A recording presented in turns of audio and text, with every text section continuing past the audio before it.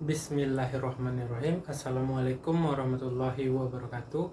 Perkenalkan, nama saya Miftah Rahmat Farid, NIM 19016178, Prodi Pendidikan Bahasa dan Sastra Indonesia dan Daerah, nomor urut 40. Baiklah, pada kesempatan kali ini saya akan menjelaskan tentang 5 jenis teks. Yang pertama, saya akan menjelaskan tentang teks deskripsi. Pengertian teks deskripsi: salah satu teks yang gagasannya utamanya dikembangkan dengan dilukiskan atau dikembangkan dengan sejelas-jelasnya. Lanjut, ciri-ciri teks deskripsi. Yang pertama, menggambarkan suatu objek. Yang kedua, topik yang berupa objek digambarkan dengan sejelas-jelasnya dan melibatkan kesan indera, pendengaran, penciuman, perasa, dan lain-lainnya.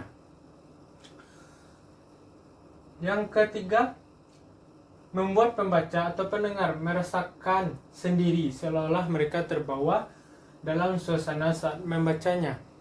Yang keempat, banyak ditemukan kata-kata sifat di dalamnya atau bahasa yang sering digunakan dalam kehidupan sehari-hari.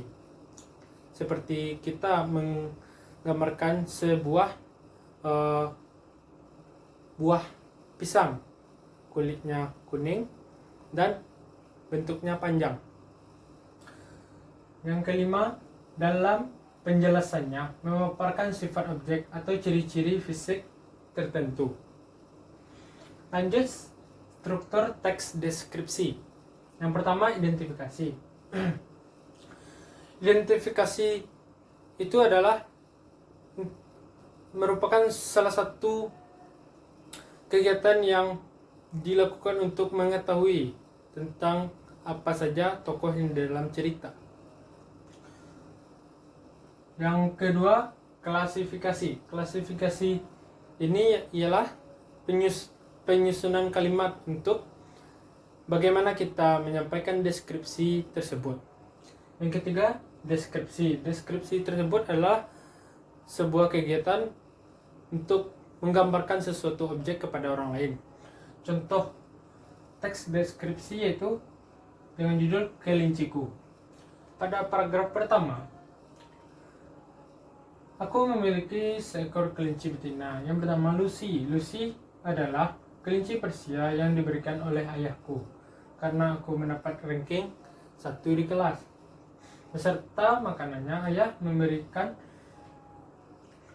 kelinci itu dan ayah menyuruhku untuk merawatnya dengan baik. Pada paragraf pertama ini termasuk dengan identifikasi.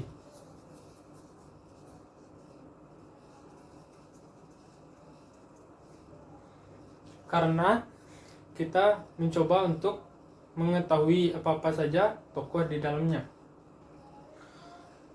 Pada paragraf kedua, Lucy ini kelinciku memiliki bulu berwarna putih dan wangi sekali. Kupingnya sangat panjang, sekitar 30 cm. Beratnya 60 gram dan panjang tubuhnya sekitar 50 cm. Saat tiba jam makan, dia akan selalu tepat waktu, mendekatiku dan lihat di kakiku. Pada paragraf kedua ini, ia termasuk dalam klasifikasi.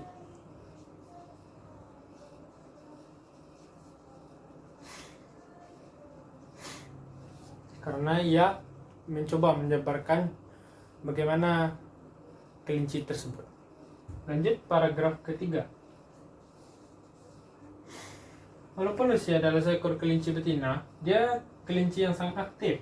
Dia selalu bermain bersamaku saat pulang sekolah. Dia selalu menghampiriku dan melompat-lompat. Artinya dia ingin bermain bersamaku. Kami selalu bermain di bawah pohon. Aku sangat senang ayah memberiku hadiah kelinci ini karena aku jadi tidak bosan di rumah.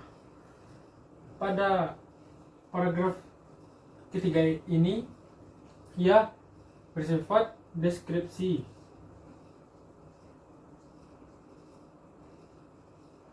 Karena dia mencoba menggambarkan bagaimana aku di dalam cerita tersebut dan bagaimana peranan si Lucy itu di dalam kehidupannya. Baiklah, semoga teman-teman paham dari penjelasan saya tadi.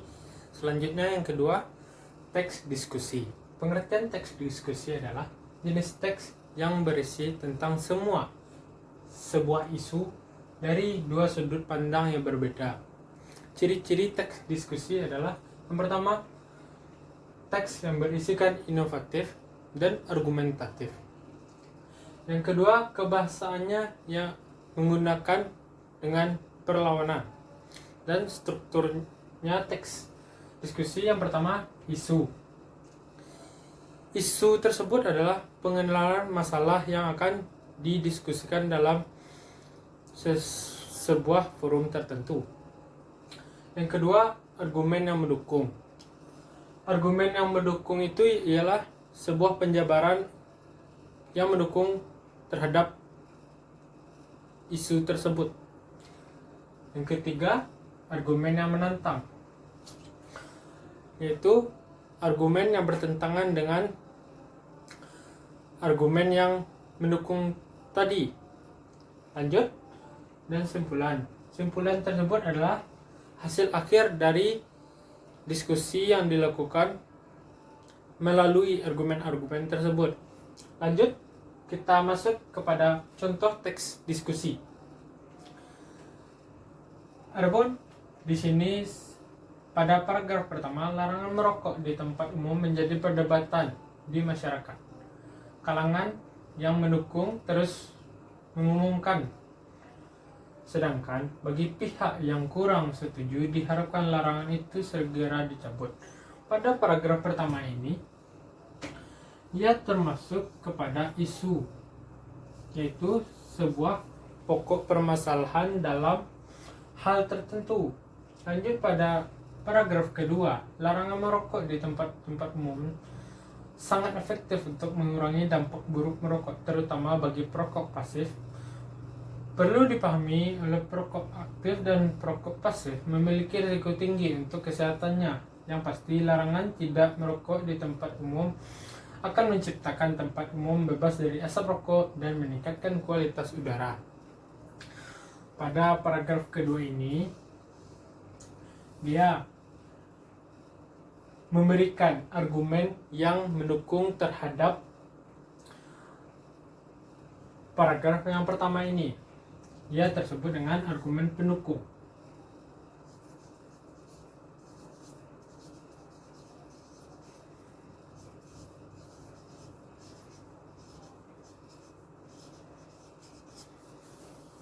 Lanjut kepada paragraf yang ketiga. Sementara pihak berseberangan dengan larangan ini berpendapat bahwa menyebabkan penurunan pendapatan bagi dunia bisnis seperti bar, restoran, dan lain-lainnya. Pada paragraf ini, dia disebut dengan argumen yang berlawanan.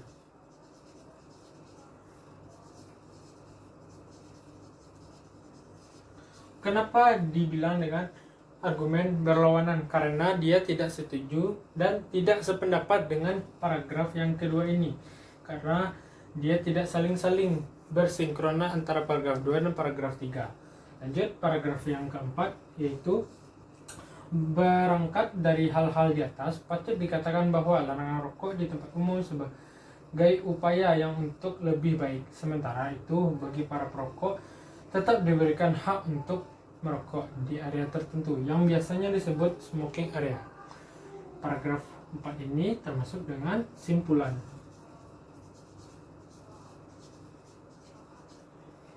Karena dia menyimpulkan atau memberikan jalan keluar dari permasalahan pada sebuah bacaan ini. Baiklah, hanya itu yang dapat saya sampaikan. Semoga teman-teman paham pada teks diskusi ini. Baiklah, selanjutnya kita masuk kepada teks biografi. Pengertian teks biografi adalah sebuah teks yang bertujuan untuk menceritakan kisah seseorang biasanya yang familiar atau terkenal di masyarakat dan dikenal banyak orang. Ciri-ciri teks biografi yaitu yang pertama berdasarkan fakta, yang kedua strukturnya jelas dan bahasanya mudah dipahami. Struktur teks biografi yang pertama orientasi. Orientasi ini adalah sebuah upaya untuk pengenalan tokoh. Yang kedua, peristiwa atau masalah atau bagian isi, yaitu menjelaskan tentang bagaimana tokoh tersebut. Yang ketiga, reorientasi, itu bagian penutup pada penjelasan atau penjabaran dari teks tersebut. Baiklah, mari kita masuk kepada contoh teks biografi. Pada paragraf yang pertama, seorang proklamator yang lahir pada tanggal 6 Juni 1901 di Surabaya, Jawa Timur. Nama lengkapnya yaitu Kusno Susro Diharjo atau yang dikenal dengan Insinyur Soekarno. Pada tanggal 21 Juni 1970 di Jakarta, Bapak Negara Republik Indonesia pertama ini mengembuskan nafas terakhirnya di umur ke-66 tahun. Beliau dimakamkan di Blitar, Jawa Timur. Pada paragraf pertama ini, dia termasuk kepada orientasi. Karena pada paragraf pertama ini, ia berusaha untuk menjabarkan atau mengenalkan tokoh yang diceritakan tersebut. Lanjut pada paragraf kedua, ketika Bung Karno berumur 14 tahun, ia tinggal di Surabaya dan bersekolah di HBS. Diceritakan bahwa saat tinggal di Surabaya, Bung Karno mulai mengenal pemimpin Serikat Islam, yaitu Bapak Cokro Aminoto. Dan salah satu awal mula Bapak Presiden pertama Indonesia mulai bergabung ke organisasi pemuda di Jawa Barat. Hingga perjalanan karir hidupnya menjadi seorang proklamator yang berjasa besar bagi negara, dan Insinyur Soekarno ini menjadi presiden pertama Republik Indonesia. Pada paragraf kedua ini, ia termasuk pada bagian isi.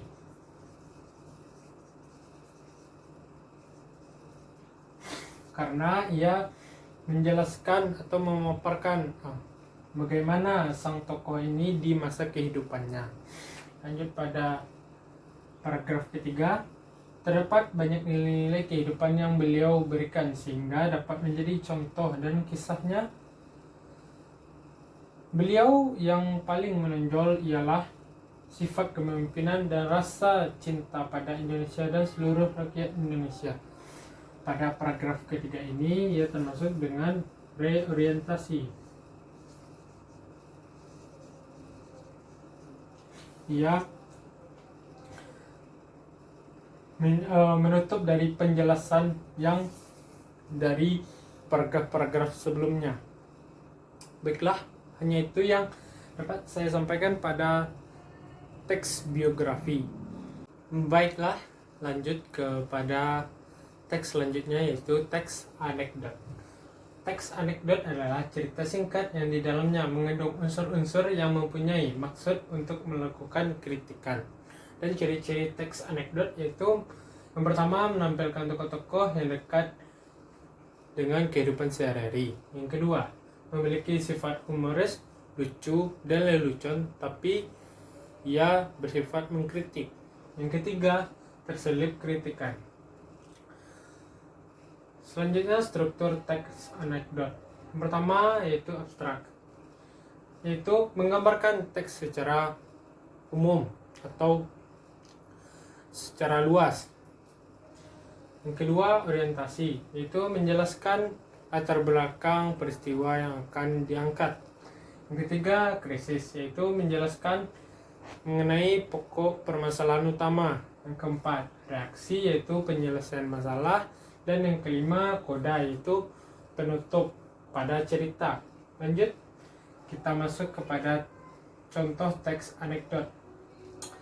Suatu ketika aku dan temanku di SMA sedang reuni di suatu tempat pameran.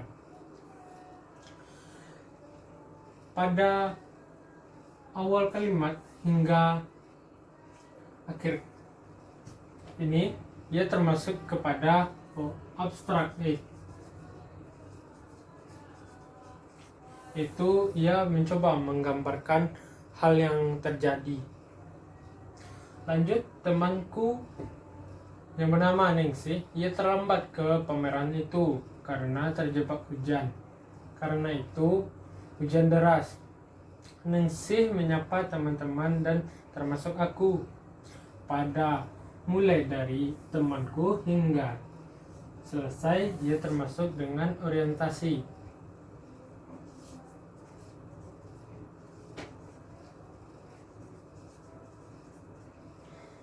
Yaitu ia mencoba menjelaskan latar belakang masalah. Karena apa sih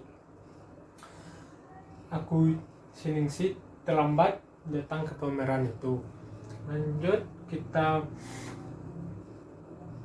kepada aku. Hey Ning, gimana kabarmu? Ningsih, alhamdulillah baik. Kamu Din gimana? Aku baik Ning. Apa ya lu selalu sehat? Ning, kok kelihatan sakit ya? Nah, pada percakapan ini ia termasuk kepada krisis.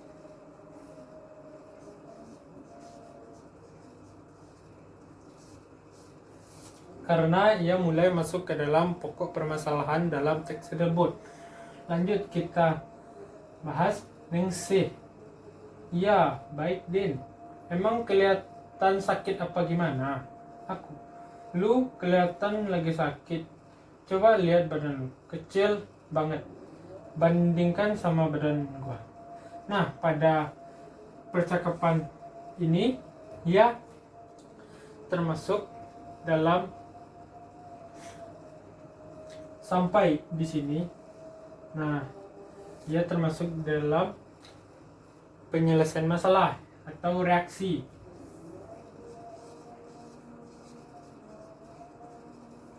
Karena ia coba menyelesaikan permasalahannya di sini dengan hal-hal yang tidak diinginkan. Lanjut dengan aku dan Ningsih tertawa, yaitu ini termasuk dengan koda. Karena ia dengan aku dan Ningsih ini tertawa menyelesaikan pembahasan atau percakapan mereka. Baiklah, hanya itu yang saya dapat sampaikan pada teks anekdot. Dan yang terakhir kita masuk kepada teks eksplanasi. Teks eksplanasi adalah sebuah teks yang berisikan proses-proses yang berhubungan dengan fenomena alam, sosial, pengetahuan, dan lain-lainnya. Kita lanjut kepada ciri-ciri teks eksplanasi, yaitu terdiri dari pernyataan umum, yang kedua informasinya faktual, dan yang ketiga bahasanya ilmiah.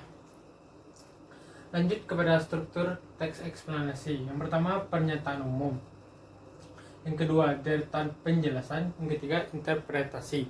Lanjut kita masuk ke contoh teks eksplanasi. Pelangi adalah fenomena alam yang terjadi karena pembiasan cahaya matahari oleh butiran air. Pelangi mempunyai berbagai macam warna dan tampak di langit. Umumnya pelangi berbentuk busur dan tak jarang pelangi ditemukan atau dijumpai di sekitaran air terjun. Pada paragraf yang pertama ini disebut dengan pernyataan umum.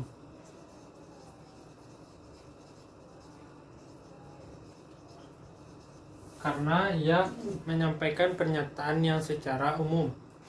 Lanjut pada paragraf yang kedua, pelangi muncul karena cahaya membias dan menyimpang menjadi partikel. Pelangi sering dijumpai di siang hari. Pelangi juga tidak akan ditemui di malam hari. Ini menandakan bahwa pelangi adalah peristiwa alam karena pembiasan cahayanya. Pada paragraf yang kedua ini, ia termasuk kepada deretan penjelasan.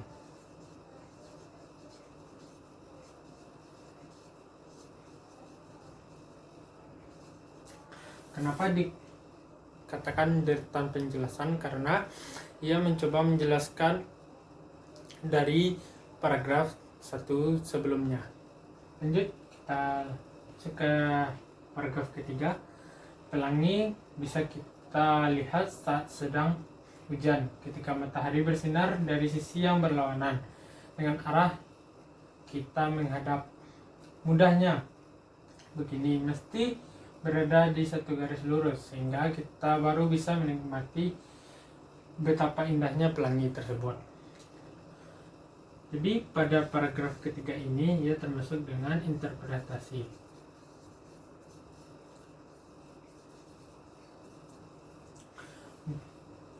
Baiklah, hanya itu yang dapat saya sampaikan pada jenis-jenis teks. Apabila saya ada salah, mohon dimaafkan. Semoga teman-teman dan ibu dosen dapat memahami apa yang saya sampaikan. Saya tutup. Assalamualaikum warahmatullahi wabarakatuh.